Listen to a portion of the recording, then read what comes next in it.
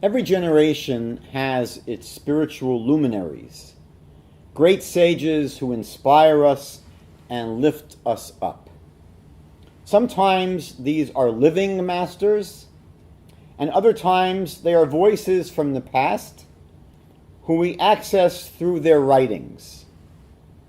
One such great light lived over 200 years ago, but over the past 40 years has risen in prominence and popularity and is having a dramatic impact across the entire world. This individual, an outstanding Chassidic master, mystic, and visionary, is Rebbe Nachman of Breslov. Rebbe Nachman was a great-grandson of the Baal Shem Tov, who was the founder of the revivalist Chassidic movement. Nachman was born in his great-grandfather's house in Medjugorje, which is a town in the Ukraine, on April 4th, 1772. By the time he reached his bar mitzvah at the age of 13, he was already recognized as a genius and a future spiritual giant. He was married shortly afterward and began attracting a following by the time he turned 18. In the spring of 1798, he traveled to the Holy Land, and he arrived on the eve of Rosh Hashanah, the Jewish New Year, one of the holiest days of the year. And after taking 4 steps, Rebbe Nachman said that he had accomplished his purpose for coming and he could go home.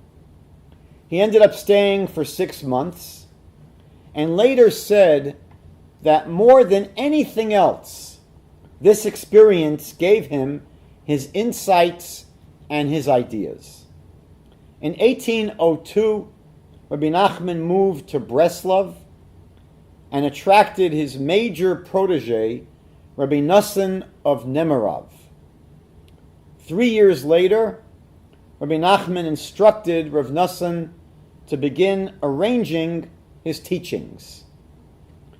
Rebbe Nachman and his wife had 8 children, but 4 died in childhood. In 1806, his infant son died, and stricken with grief, Rebbe Nachman set out on a long, mysterious journey. During this time, his wife passed away, and he contracted the tuberculosis that would later take his life 3 years later. Rebbe Nachman's magnum opus is called the Likutei Moharan. It's a deeply profound and complex set of teachings, and it was first published in 1808. In 1810, a fire destroyed his house in Breslov, and he relocated to the small town of Uman, where a huge massacre of Jews had taken place in 1768. Tens of thousands of Jews refused to betray their faith, and they were slaughtered over the course of 3 days and buried in Uman in a mass grave. Rebbe Nachman spent 5 months teaching in Uman, and he passed away on October 16th, 1810, during the festival of Sukkot, at the age of 38. Rebbe Nachman held the group together and continued to publish the writings of Rebbe Nachman as well as his own teachings. Toward the end of his life, Rebbe Nachman wasn't sure that his students were fully grasping the depth of his teachings. So he began telling stories, fantasy stories, that served as parables to convey the essence of what he was seeking to teach.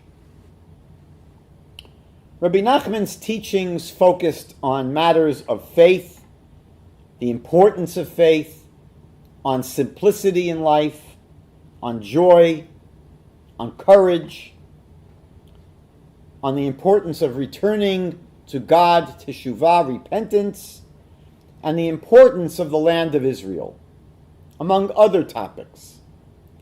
Rebbe Nachman was a passionate advocate for the practice of personal prayer. He called this hitbodedut, which means to set aside time each day to be alone. Lehitboded means to be isolated, to be alone. And Rebbe Nachman recommended that everyone set aside every day an hour, a half hour, to be alone, to go into the woods, or to lock yourself in a closet, and to speak to God in your own words. Rabbi Nachman wrote, Hitbodedus, meditation and personal prayer, is the highest level. It is greater than everything. During these sessions, you should tell God everything that you're feeling, all of your fears, all of your aspirations, all of your innermost thoughts. This is the ultimate way of coming closer to God and developing a more intimate relationship with God. Rebbe Nachman said, you should speak to God as you would speak to your closest friend. Rebbe Nachman emphasized the importance of truth and honesty in our relationship with God. For example, he writes in Likutei Moharan, Part 2, Chapter 68, when a person realizes that he's on a very low level and far from God, this itself is a reason to feel encouraged. Before this, he was so far from God that he didn't even know it. Now, at least, he knows it. And this itself is a sign that he is drawing closer. Rebbe Nachman has a similar paradoxical teaching in Likutei Moharan, Part 2, Chapter 12, where God's presence is most meaningful when it is apparently hidden, when it's apparently absent. The core of this teaching is Rebbe Nachman's spin of a verse from the liturgy, which we say, Ayeh Mekom Kevodo. Where is the place of his glory? Where is the place of his glory? But Rebbe Nachman takes this phrase not as a question, but as a declaration. Ayeh, where? When we call out to God and we ask, where are you? This itself is where his glorious presence resides. Ayeh, when we say where, this is Mekom Kevodo. This is the place of his glory.